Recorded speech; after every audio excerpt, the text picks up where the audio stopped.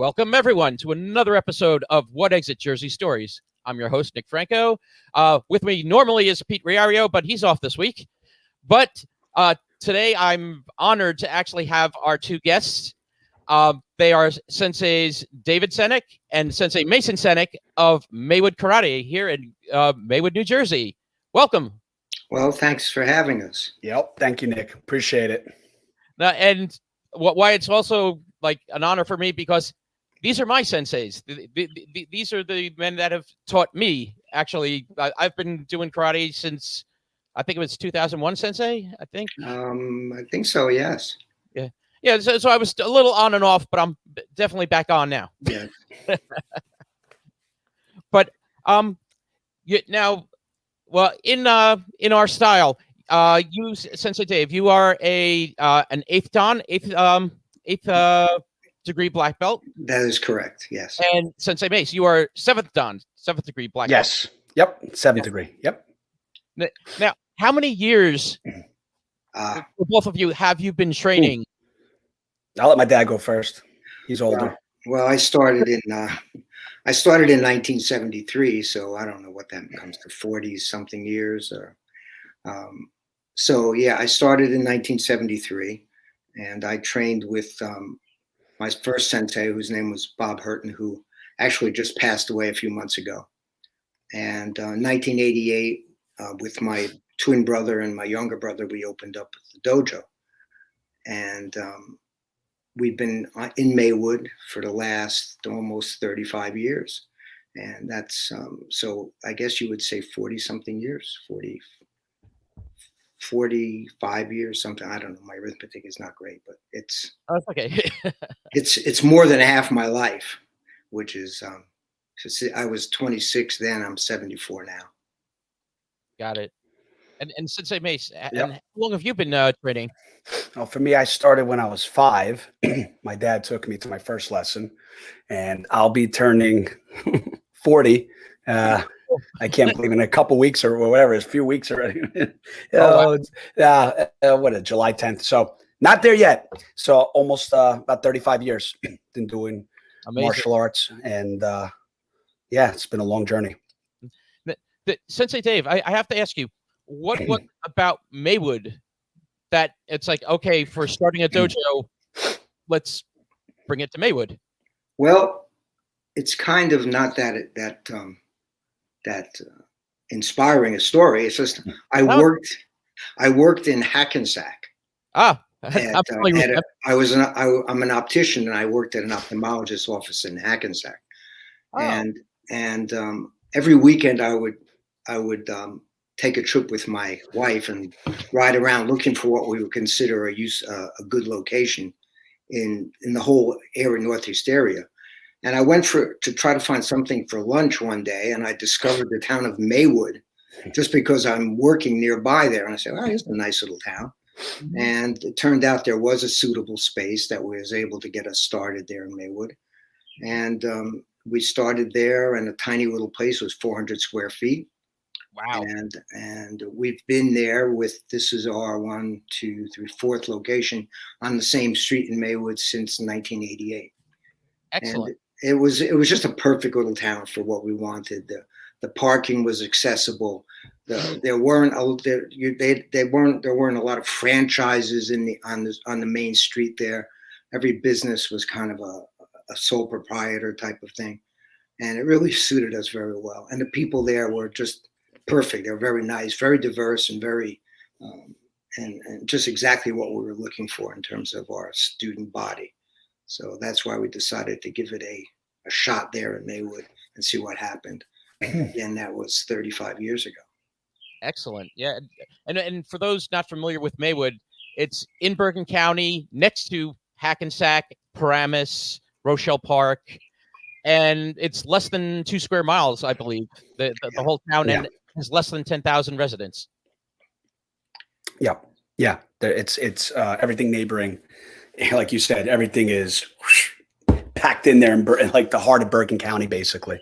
Mm-hmm. Yeah, and it's accessible to everything, but it's at the same point where you are. It's nice set back on, well, not set back, but on West Pleasant Ave, which is it's a nice little center of town Yes. road that they've done in Maywood, at very small town like, but in a big town area.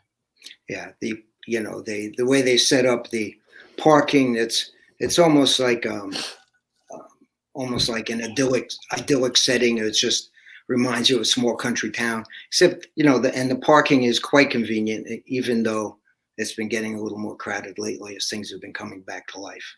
Understood. Now I have to ask you both, what actually inspired you? What brought you to karate?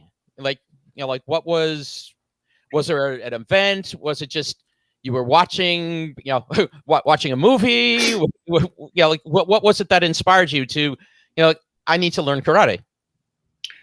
Well, if I can go first. I started in 1973. That was the big Bruce Lee era. But it wasn't Bruce Lee. There were two things that happened. I was working in downtown Patterson also as an optical apprentice, and I had a little incident in a parking lot. Oh, okay. And I didn't like where I was parking, and I felt a little threatened. And at the same time, not Bruce Lee, but the old Kung Fu TV show with David Carradine. Oh, right. I said, that's the kind of guy I want to be. I want to be able to defend myself, but I don't want to project myself as some kind of a god or a big shot or a tough guy. I just want to be able to defend myself if I need to. I thought that persona was interesting. And a friend of mine at the optical place that I worked at introduced me to my first teacher at his school in West Patterson. And I was taken right away. I watched the movement. I watched the way his students were moving.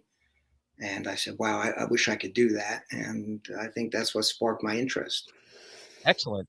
Now, Sensei Mace, for you've grown up in a karate atmosphere, but what led you to to keep going? Because that's the thing with something such as that.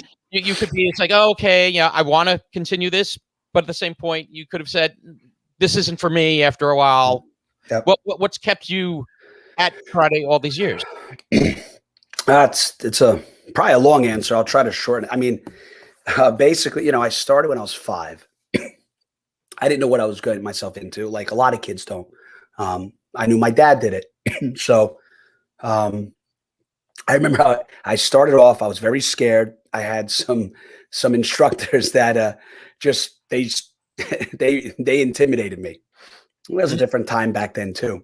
But I remember my dad, he I'll make a deal with you. If you don't want to do it, it's fine, but just, come once a week, type of thing. And got it. So I ended up doing that. And I could say, well, here I am now. But I was just, kids are funny. You can't grasp the situation. So like in terms of going to a different part of that question, and I'll bring it right back. Teaching's important, especially with kids, be able to relate to children, build a rapport and, connect with them and have personality, not just be that militaristic discipline. There is that, but you got to have the other side. In the beginning, I didn't feel that. And I was just a kid. I was scared, I didn't know better. I didn't see the big picture. I was 5, but whatever it was, I can't pinpoint it. I remember I was doing some jujitsu, like on Saturdays. Okay. That was a little scary, but I just stuck with it a little bit. And then it's funny. I got past that little initial fear and I started doing tournaments. And then tournaments is the one that kind of broke me out. My first 2 tournaments I lost. My first tournament, again, I was just doing kata. I was like 5. And I didn't place. And I just did like Kion kata, basic kata, right? Okay. And then the second tournament, same thing.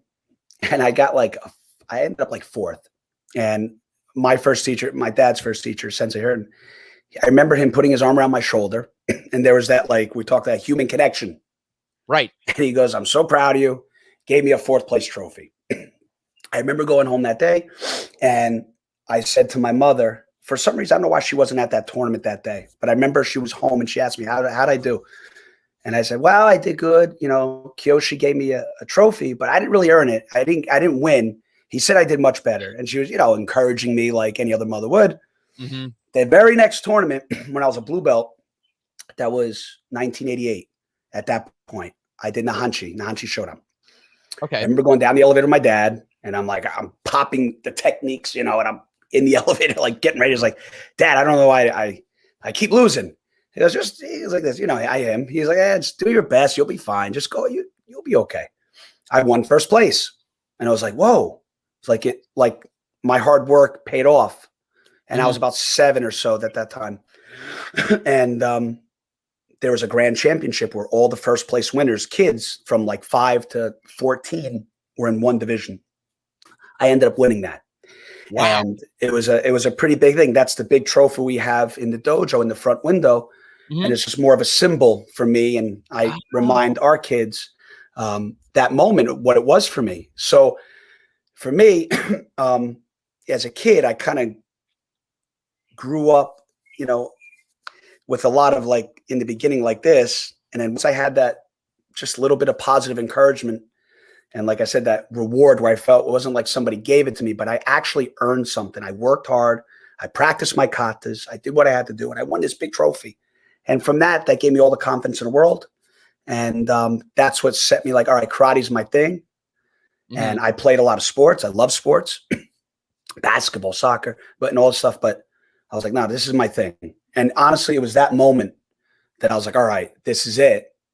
And then from there, lots of different tournaments and I could, you know, other stories, etc., to where I'm at now. But it was the confidence I needed as a kid to keep going. If I didn't have that confidence, if I didn't earn, like I said, if I didn't win that tournament, I don't know if I'd be here today. It's fun. It's a funny thing the way it works.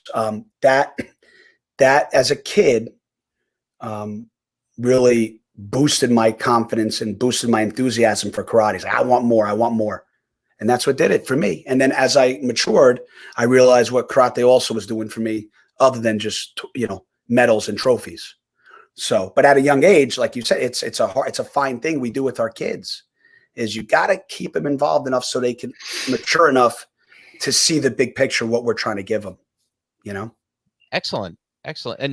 And when you mentioned also kids now, like for Maywood Karate, like what is the youngest like age of like a student, you know, like, that wants to train? Like what is the youngest? And then what has been the oldest student that we've had at the dojo? Besides me, I guess the oldest was I forgot her name already, but Marion, yes. And she stayed for a while. She had some trouble with it. Her balance. I think she was in her early 70s. Yeah. And we start kids have come in as early as 3, even though we don't usually encourage that. 4 approaching 5 is usually about where we want to be. 6 or 7 is great. Sometimes, but there are rare kids who are still not quite 4 yet, who just want to do it so badly that they will persevere and stay with us. And it's gotten to the point where most of the black belts that we have with us started with us at about 4 or 5 years old now. Wow. Yes. Yeah, I was gonna say I know, you know, some of the senseis at our dojo started at, you know, that young age. Like I think Sensei Billy's one of them. Sensei Billy, yeah. I think Andre started as a teenager, but yeah. But Sensei Michael, Maddie, yeah. So yeah, that's the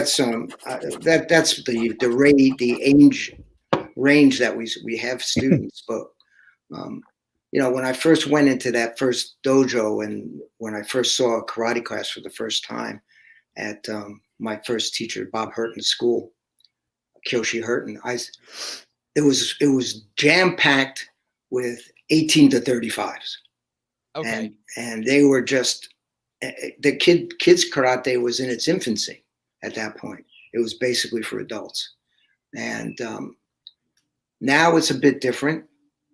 But if you have a really good program, these kids will mature into adult black belts. Now we find it unusual for an adult to come and start training. It happens, Mm-hmm. but that's not the basis of what's keeping the doors open. There's so much other stuff going on around right now that adults are doing, and what we do has been done for, literally centuries. So it's it's not quite as exciting to today's generation as it was for that generation when I started in the early 70s. But it's good enough, and we're happy with the student population we have, and it's still very rewarding doing the teaching we're doing. Excellent, excellent. And I know one of the things that I also like, I love about Maywood Karate is families. There's many families that train, and do you find that sometimes the child starts in the Maywood Karate curriculum and then the parent joins after, or yes, or do you find it opposite? Is it the parent first, child after, or child first, parent after? I would say we've had it both ways. We've had some start together. I feel of late we've had more people start after the fact. Big Tom Kearns, Yep. His son Sean made junior black belt, and it took him a while, but he got there and he decided that was his like benchmark. He's like, all right, I'm going to give it a shot. I've had an interest. Let me try to do it.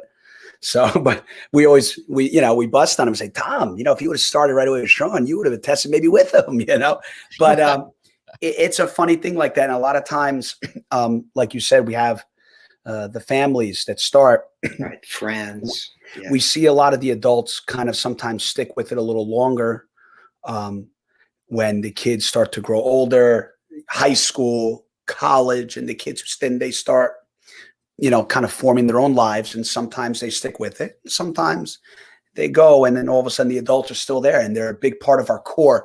And like our core students, like you said, have always been family-based. The people who have been with us, our black belts that are still here right now, some are like third generation Maywood Karate students. It's pretty wild. Our godchildren are testing for their adult black belts in October. Oh, excellent. Sensei Andre's kids and things like that. So it's like you realize how many generations of families have come through our doors. It's pretty humbling to see, and because a lot, like I said, the people that have stuck with us, especially through the pandemic, right. It's been a crazy ride. But the idea of a family-run dojo, a family-run business, I think kind of gravitates to people because we're not anything else but who we are. We're not going to try to we're who we are. My dad is my dad. I'm my own person, and people know that. And we treat people, how we all want to be treated with respect. And, respect goes both ways. It's not just from, right, student to teacher, teacher to student. It goes both ways. So that's an important thing. I think people pick up on that. And I think that's always been a backbone, like a staple of Maywood Karate, is that comes first. And then with that, the teaching becomes more authentic. It's not forced on people. People know that me and my dad, all we want to do is help people and get them better in any area we can. And that's how we do it. It's not going to make us $1 million someday. It'd be nice, but this is what we do. And it's how we do it. Excellent. Yeah. I'm sorry. Yes, that's it. Yeah. When I started back in the early 70s, karate was quite different. People say, "Oh, it's gotten softer." People are not, but that's absolutely not correct. Excuse me. We know more now. Our technique is much more advanced than where we were in the early 70s. In the early 70s, the highest rank you had in the country was, I don't know, 5th or 6th degree. Now, I'm an 8th and my son is 7th. And there are a lot of people in this country. Our teacher is a 10th dan who moved to Michigan, Sensei Iha, from Okinawa, from California, first from Okinawa to California, then to Michigan. And he's been here for 45 years. So it was different.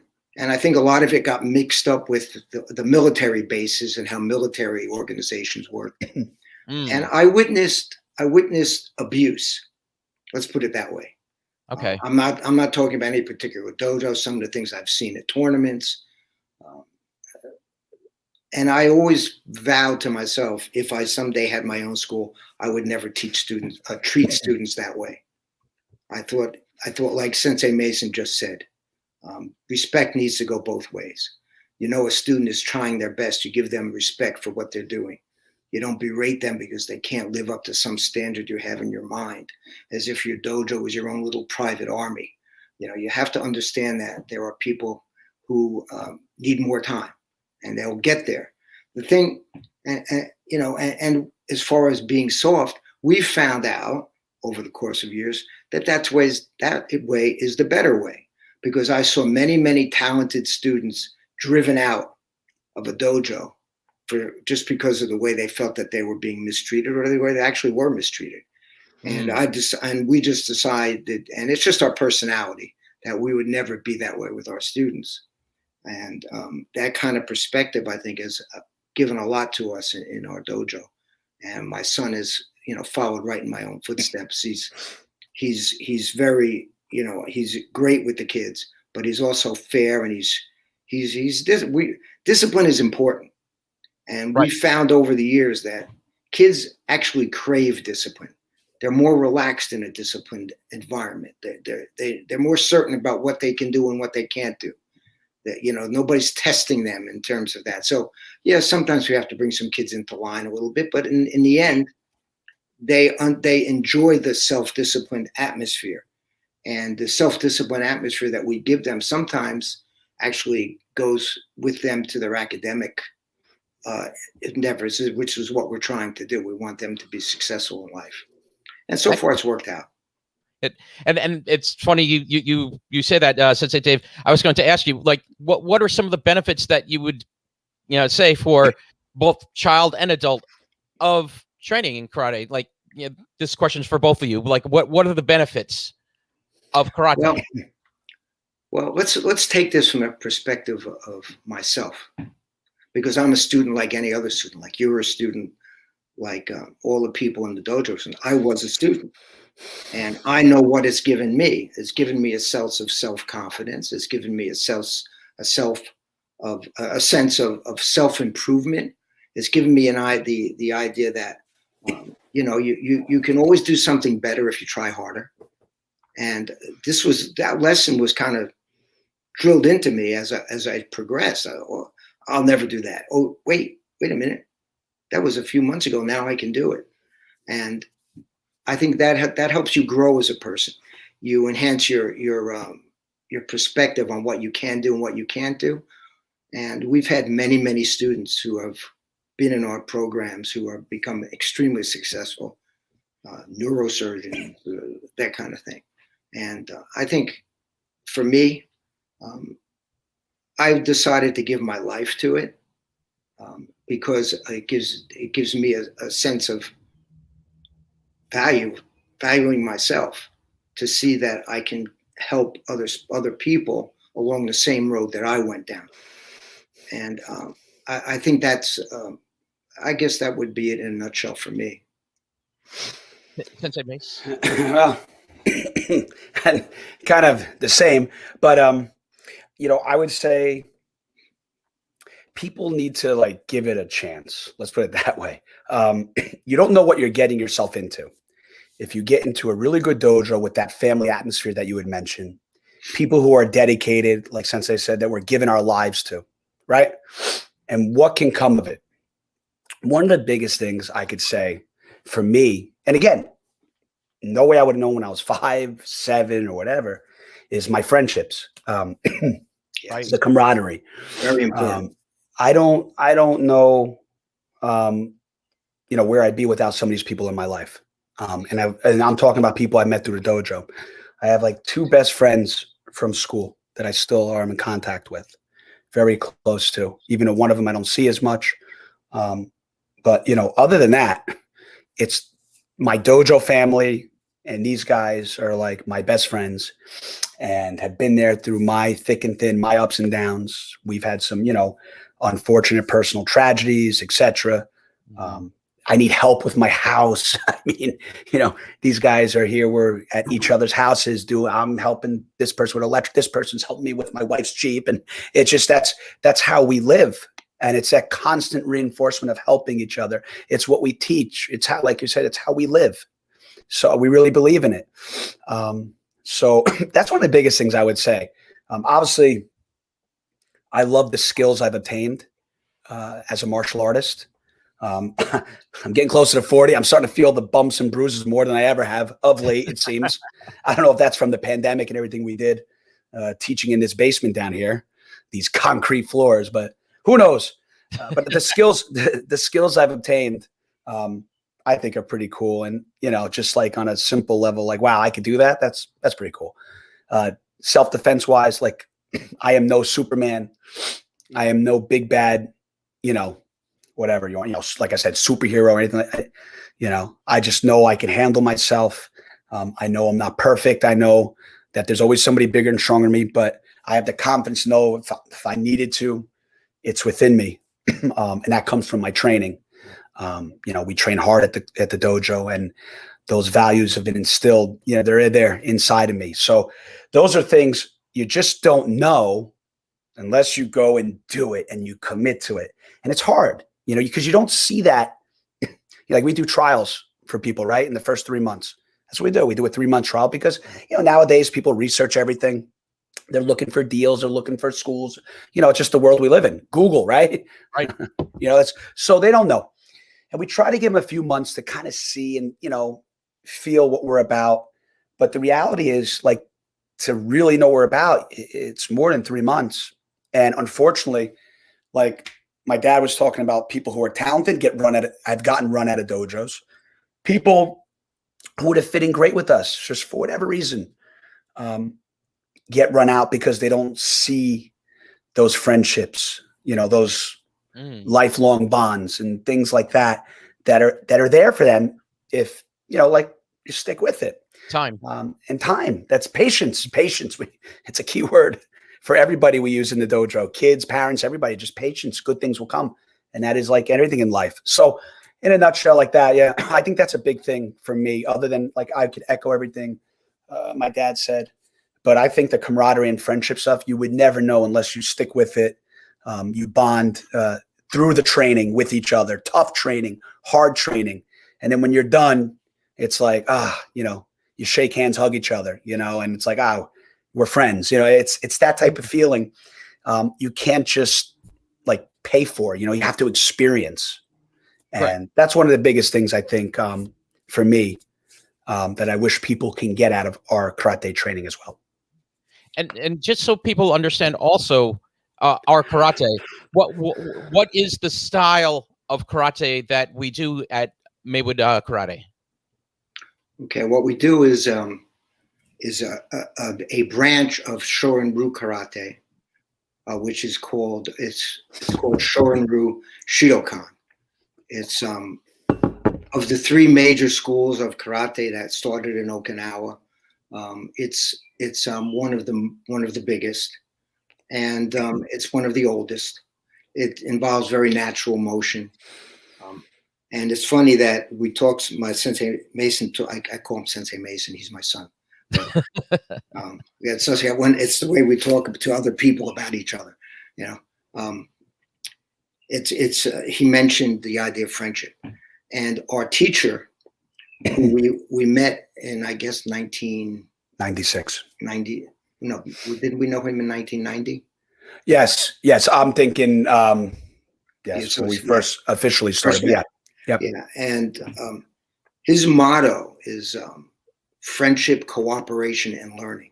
And he puts friendship first because he feels that if you're friends, you'll cooperate, you'll work with each other, and you'll learn more. And it's kind of what we were doing before we actually met him. It's an odd and a great coincidence because his karate is peerless. He's legendary. And just on that, I want to say something about my son. There are a lot of different kind of people who come into dojos. There are people who are physically challenged. There are people who or maybe a little mentally a little bit challenged. There are people who are physically talented. There are people who are uncoordinated. There are all kinds of people, and they all can get there at the end. They can be at the same place, which is what makes this such a unique activity. But I just have to say that when my son was very young, I recognized, and a lot of other people recognized, that he was very unusual. He had this great physical talent, and he also developed this great desire to learn and get better. Those people are unusual. And right now, teaching my Sensei Iha's karate, I personally believe that he's at the highest possible level that you can get in learning this kind of karate. He can do things that I simply can't do anymore, and it's really great to have somebody in the dojo who can demonstrate things exactly the way Sensei Iha wants us to do it. And the other thing is about continuing. I don't know if I would have continued at the same way if it wasn't for my son being there. He motivated me. Watching him grow motivated me to keep it open and keep going. There were times when the dojo was hanging by a thread and by a fingernail, but those friendships, I didn't want to let them down by closing. And watching my son develop was one of the reasons that we always pushed through and tried to persevere.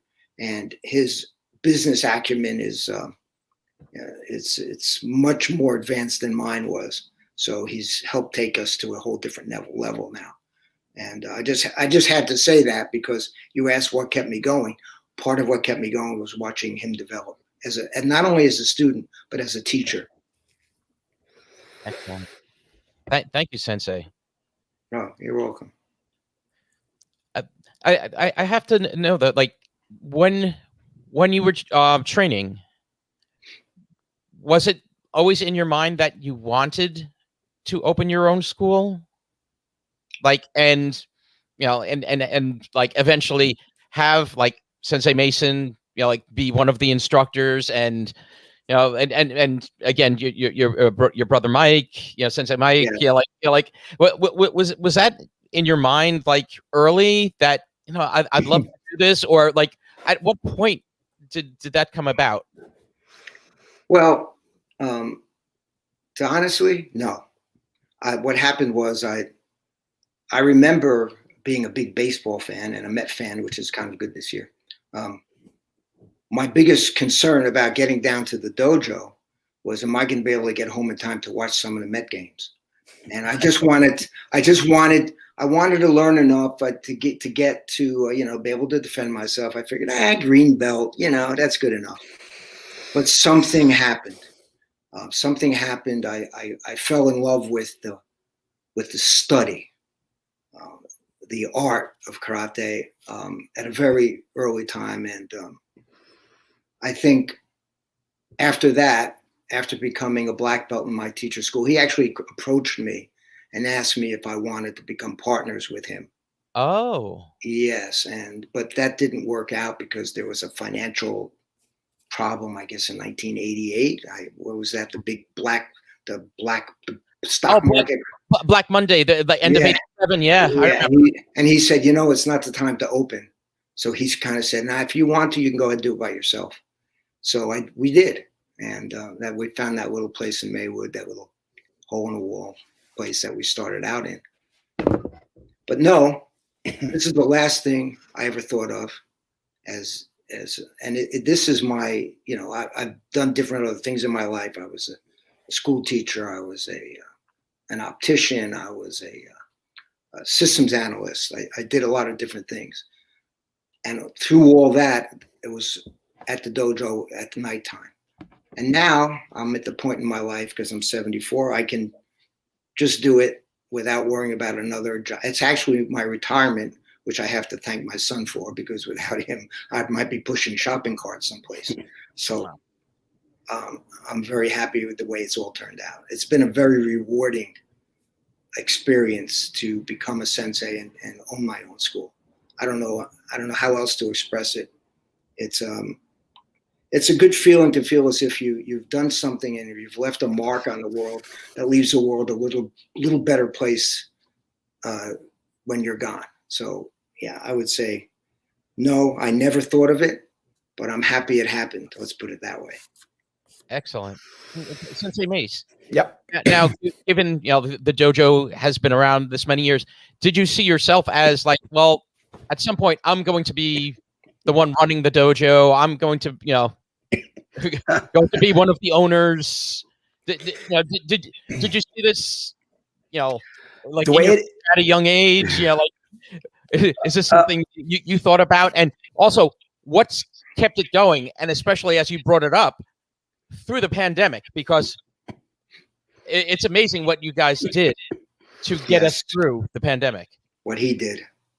Well, that's all right. It's a long one, but let me, for me, owning a dojo, the way it is now, no, I did not think it would be the way it is right now. And that's from unfortunate circumstances that happened. But it's funny. I keep forgetting. I want to take a picture and show people. My wife found my old high school yearbook, and one of the things that says "own a dojo someday." So I lived up to that, which was pretty cool. It was in my quote things, whatever you do in your senior yearbook. I'm like, wow, that actually happened. So basically, I had some things happen physically with me. I lost vision out of my right eye when in 2007. Came out of nowhere. We didn't know what was going to happen. I was an electrician. I was apprenticeshiping, going into my 4th year.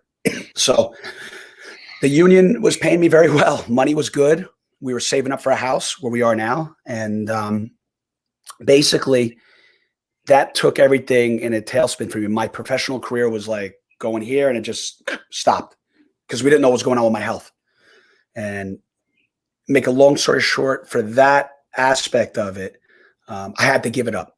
Because a lot of things I could tell you, the guy who was helping me with my career said, listen, it's dangerous work. The last thing you need is like hot metal in your good eye, doing something on the job. And, things are dangerous. So basically said, listen, I could try to get you into some other field that's relatively close.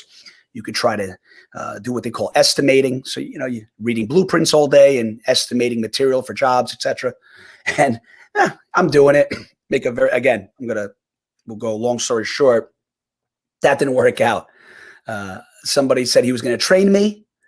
And I told him, the way I am in terms of karate, it's like, listen, I want to learn from the ground up and I'm going to do my best. Well, after like 9 days, this guy felt I wasn't suited for this. You're not going to learn it. I said, sorry, it's only been 9 days. But what happened was I was very depressed because at this time, my mom had passed away unexpectedly in 2008. I had took this job basically 2 weeks or so after she passed. So I know I was in a tough spot, but I needed to distract myself and do something. So that's what it was. I came home and I asked my dad to come over here in my basement. I said, listen, I remember talking to him. I said, I don't know what got in my head. I was like, this is the time. Because we had talked about possibly being partners and things like that when we needed to boost the dojo. This is when my mother was a little sick and things like that. And I couldn't at the time because we were trying to buy a house and the money I was making was what we needed to afford my house. Right. So I couldn't just throw it away at that moment in my life. And I was getting married to Lauren.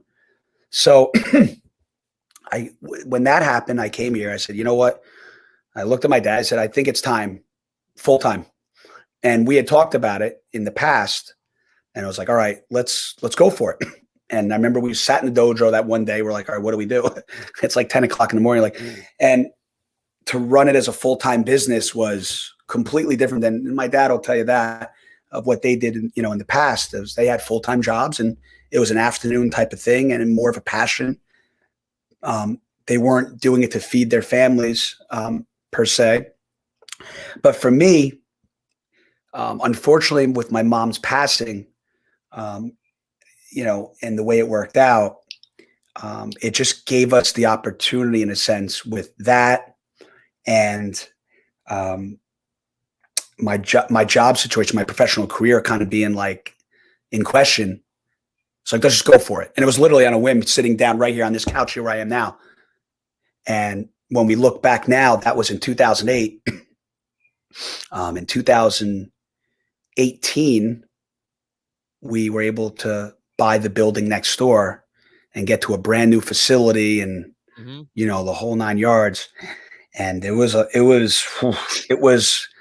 lot of ups and downs in that time period, but we persevered. We treated it more of a business sense because we wanted to grow again. The school had suffered because my dad and my uncle weren't able to get down as much. My mom was sick. So it's like my dad was talking about, mentioned earlier in the show, it was hanging by a thread. That's kind of what he meant. So there was a lot of things that unfortunately had to come first, our family, and things kind of suffered a little bit. So we decided to resurrect the place, and here we are. So I always thought maybe I'd own my own dojo someday. Maybe I'd partner with my dad, but never the way, unfortunate tragedy led us to this success.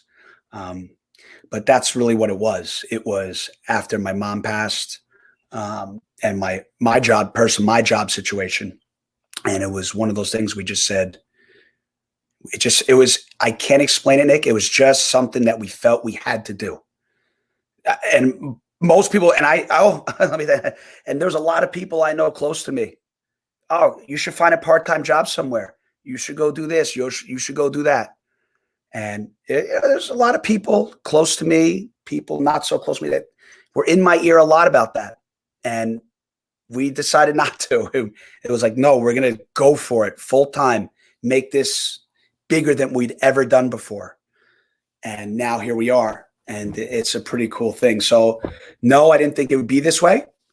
I always hoped of it, but I'm just glad if it wasn't for all those circumstances, we wouldn't be where we're at, and we wouldn't have touched as many lives as we have till this day, where we are now. So on that aspect, that's one.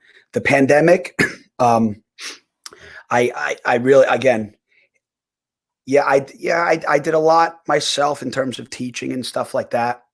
My will, I'm not going to try to pump myself up, but I know what my will is, and from my martial arts, my training and everything, it does take a lot to break me. And I wasn't going to let this break me. And more importantly, I kept thinking about was our family's legacy. That was the thing that said, we got it. We can't let this beat us. So we tried everything. And it started virtual karate. Right. Sensei Andre and Noel, who used to train with us, who came back for a little bit.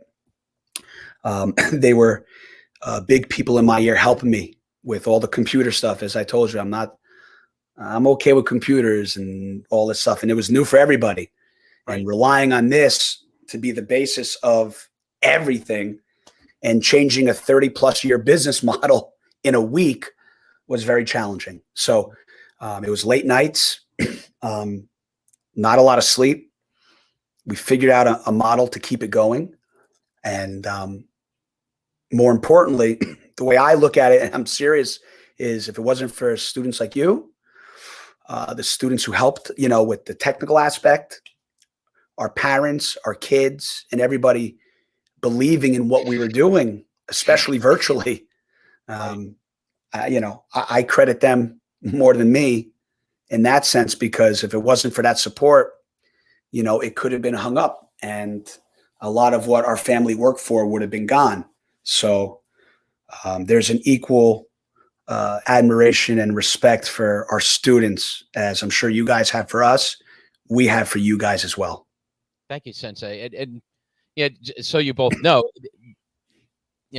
given everything over the past year and a half, almost now, with the pandemic, karate was one of the things that got us through. Yeah, because it gives you that focus. It gives you something to take your mind off of everything else that's going on. Not to say disregard everything, but just it gives you a focus. Really, it's a great outlet. Yeah, a great outlet, and it keeps that as you've both said, that family aspect, that family environment. Yeah, we weren't able to, like reach out and touch each other, but we were still together. We were still in communication. We were still training together, and that was huge to us. And then when you were able to come a little like midsummer and that be able to use the park, that we could actually do some training, like do our kata in the park. That was awesome. That was amazing. Again, and I'll admit also, there were people like me that I was very nervous. There's a lot that happened with the pandemic, and I was very nervous, but you helped alleviate our nerves, and you've kept to all like state and federal protocols. You guys have kept everything, like even before everything was shut down, you guys were like, weekend after weekend, coming in and doing deep cleanings at the dojo. You're like, it wasn't just like, okay, let's just do the windows, No, you guys were doing deep cleaning throughout the dojo. And then when it came to the point, okay, everything has to shut for now, again, the way you guys pivoted was amazing. And unfortunately, I'm sure there's a lot of schools that weren't able to do that. There's probably a lot out there, a lot of businesses in the state of New Jersey and that didn't survive. Well, what Mason and Andre and Noel put together was a really fantastic little system. As a systems analyst, I couldn't. I've been out of it now for many years, and I had no idea what these guys were doing. And I just have to be, I'm thankful for everything they did. They put together these forms and these sign-up sheets and blah blah blah blah blah. Who knows? But it all worked pretty seamlessly. And we eventually were able to try to integrate some live classes with masks, and we're moving in that normalcy direction is what we want to do. I just want to. I don't know why this is maybe a bit personal, but Sensei Mason talked a little bit about the tragedy of losing his mom and of course my wife. Yes. And our decision, let's just go for it. I mean, at that point, Mason and his sister Nicole were out of the house. And I was on my own. And it freed me. It's a funny thing.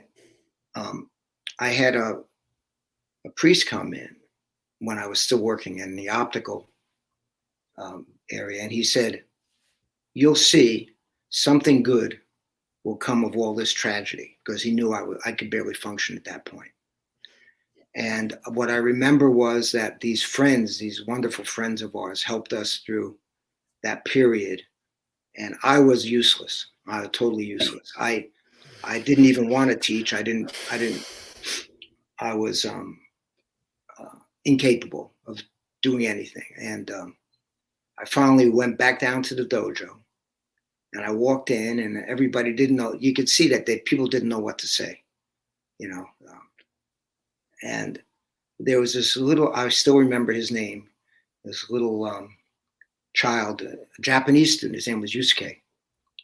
He came up to me and he said, "Sensei, could you help me with Pinan Shodan?" And at that moment, my life came back. Just that little kid asking me to help him. So karate has meant such an incredible thing to us. So, I mean, I don't even know how to express our love for the art, and actually our love for our teacher. We hope our students feel the same way about us, but that's to be seen. Human nature is odd, but we're doing our best. Let's put it that way. But I just thought that that little anecdote about coming back to life because of the dojo and because of karate might give your listeners a little bit of better idea about how much the art means to us and to many people who stay in the art. Definitely. And then thank you, Sensei. Thank you both, Sensei Dave and Sensei Mason, for sharing that, I know how personal and I miss Ellen too. Yeah. It was always great, coming in and then stopping by the office, saying hello, Yep. and going to the dojo floor and beginning training. She was such a big part of the whole family atmosphere that we grew there. Yeah, there's no doubt about it. Well, I really want to thank you both, for being here today and talking about Maywood Karate and how it came to be, what it means to you, and just as one of the students for many years. Again, I took the long plan. It means the world to us as well. Because thank you, Nick. Thank you. It does help focus. It does. It is family, and there's, for everyone out there, there's plenty of martial arts schools and such around, but you're not going to find a school like Maywood Karate out there that just has the heart of Maywood Karate. Well, thank you, Nick. Thank you, Nick. That aspect, and I thank you both for it over the years. It's thanks. Well, thank you for giving us the opportunity to actually share some of these stories, because they are personal, but it's authentic, and that's the key. I think is that we're just going to be authentic, who we are, and hopefully people will continue to come in and to see that and respond to us, and we'll hopefully keep this thing going and add some more chapters to our Maywood Karate history. Definitely, and the one thing that you brought up before, Sensei Dave, as far as there are students that are, there are students that are athletic, there are students that are non-athletic. I fall into the second category. I've always been a klutz. I've never been the most athletic of people. Even when I used to go to years ago to Spa 2, also Sensei, over at Ramis. Yes. Yeah. Even though I had, working out's one thing, but still, I was not the most coordinated of individuals. And I love karate. I love what it gives to me. And that if you had said to me years ago when I started, because Sensei Troy is the one that brought me in. I've been friends with him since kindergarten. Yep. And he's like, come see. And when I started, I was terrified because, even though I saw that the aspects that we were talking about, it's still, oh wow, am I going to be able to do these moves? That now, not to say that they're, looking back, some of these are a lot simpler than I thought they were. Yep. Exactly. But there's so much detail to these simple moves too. Yep. But I'm able to do it. I'm able to, again. That's right. You're right where you're supposed to be right now. Exactly. 100%. Yep. Yeah. And thank you both for what you've given me, and my wife Tracy, who is also trained throughout the years, also with Maywood Karate. Yes. I usually on our program we like to actually when we're close to wrapping up, we like to play little games, and I'd like to play one if you have a couple of minutes here. Sure. We're gonna do we do a thing called Jersey Not Jersey, and we're going to do the Jersey Not Jersey Action Star Edition. I'm going to give you the names of certain action stars of movie and television throughout the years, and let me know if they were born in Jersey or not. Oh boy. I'm not into movie stars, but we'll give it a shot. No. But again, as you said, Sensei, again, Kung Fu is one of the things that. Yeah. And it turns out there was quite a history behind how David Carradine became the character instead of Bruce Lee, who was originally wanted that role. Oh wow, I didn't know that. Yes, and there's a bit of unfortunate past in our country's history that was involved in why it ended up with David Carradine instead of Bruce Lee.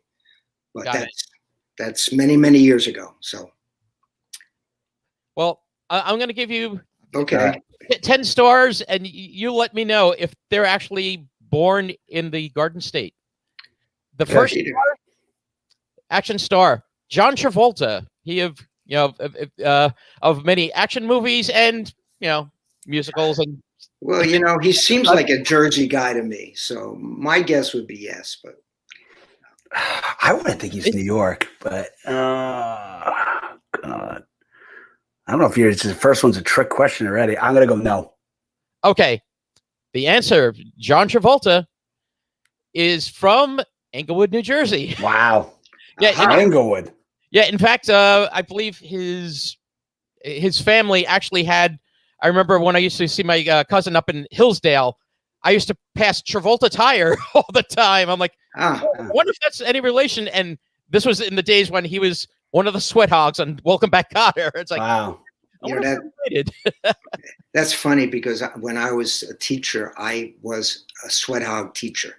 I was a special ed teacher, and I had classes like that. Yeah, back in the 70s, early 70s. Excellent. Our second action star, star of many action movies, Mr. Tom Cruise. Yes, I think he was. Is he from Jersey or not? You say yes. I just kind of something jogged in there, but I'm gonna go no because if he gets this again, I don't believe it. I'm going no because I have no clue. Well, Mr. Tom Cruise was actually born in Syracuse, New York. Well, that's close. Yeah. But you know what? You get partial credit, Sensei, because he did graduate from Glenridge High School. There was something about him, but I don't. Wow. I usually don't. Oh boy, these are tough. Yeah. How about Bruce Willis, action star? Boy, is he from the Garden State? See, I don't want to feel like I'm just saying yes all the time because it's like that. I actually think he is. I thought Bruce Willis was. Yeah. Yeah, I think so too. Well, this one's another tricky one. Bruce Willis was actually not born even in America. He was born actually in Idar Oberstein, West Germany, but he grew up in Penns Grove and went to Penns Grove High School in New Jersey. Well, that's why I knew that. Close. So again, I knew that. I knew that. Yeah. I just didn't want to go into a long, complicated answer. Yes, that was. How about a more recent action star? Actually, the star of the two biggest money-making movies of all time, Zoe Saldana. She's in Marvel fame, Gamora, and she was also one of the stars of Avatar. Yes, I remember. Why don't you go first this time, Mr. Zoe Saldana? No. He said no. He says no all the time, and except for Willis. She could be a Jersey person. I remember Willis something from local. That's why, not the high school, something else. But yeah. I really don't. I'm just going to guess yes again. Well, Sensei Dave, you are correct. She actually grew up and was born in Passaic, New Jersey. Wow. Well, and that wouldn't have been a surprise to me. Yeah. It's funny when we actually do and find out some of these people that Passaic nearby. Here, I'm gonna jump ahead a little bit. How about Charles Bronson? He of 70s action movie. All right, now I don't want to. Now we're talking about my age group here, and the problem is when you get to my age group, memory goes.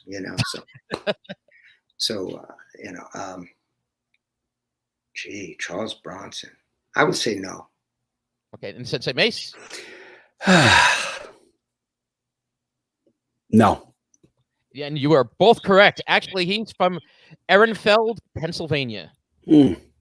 So, well, I knew that too, but the state next door. But yep, he was not Jersey. Now here's the classic one for you, Sensei Dave. Lee Van Cleef. Oh, Angel Eyes. Yes, and if you were watching a Western, be it on the screen or on or on the television, chances are Lee Van Cleef made his way into one of those. Yes. Well, the good, the bad, and the ugly. Exactly. Yes. But I thought he was from New Mexico or something. But oh boy, my guess would be no. I'm gonna go yes because it wouldn't make sense. So yes. And Sensei Mace, you are correct. Actually, Lee Van Cleef is from Somerville, New Jersey. Somerville. Yeah. Great music in those movies. Yeah, great music. The theme music. How about a couple more here? We got. How about Will Smith? Isn't he from Philadelphia, Pennsylvania? Right. He's a Philly guy, isn't he? I'll go no. I'm going to go. I was thinking more. He's kind of like an LA guy. I'm going to say no. And you're both correct, Senseis. Yeah, and Sensei Mace, you are correct. He's a Philly guy. All right, I got one. All right, there you go. That one I actually knew. Yeah, again, he's next door, right on the border. But he's close. How about the ever eternal action star and comedy star Paul Rudd? Paul Rudd. See, here's where I give my age off because I don't really know who he is. Ant-Man of late. In the Marvel movie. And other Marvel. Movies. All right, Mr. Marvel Man Mason, what do you think? I wouldn't be surprised if he's Jersey. He seems Jersey, so I'm gonna go Jersey. Well, I don't really even know who he is, but since I live in New Jersey, I'm gonna say it's New Jersey. And you are both correct. He's actually also from Passaic, New Jersey. Wow. Holy moly. Really close by. Saldana, but again, he's got one of those ever eternal faces, so you wouldn't know. Wow. Yep. Last one. Roy Scheider. Sheriff Brody from Jaws, from Blue Thunder, and many other movies of the. I think of his musical talent. His. Oh yeah. What was he in that movie? Was it not Chicago? I forget which one it was. But I'm going to say yes. I'm going no.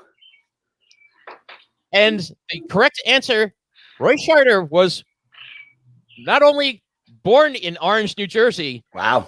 He was a New Jersey amateur boxer with an 8-1 record. Wow. Well, I thought he was probably somewhere from his background kind of reminds me of that. He might have been in theater, maybe because of some of these movies.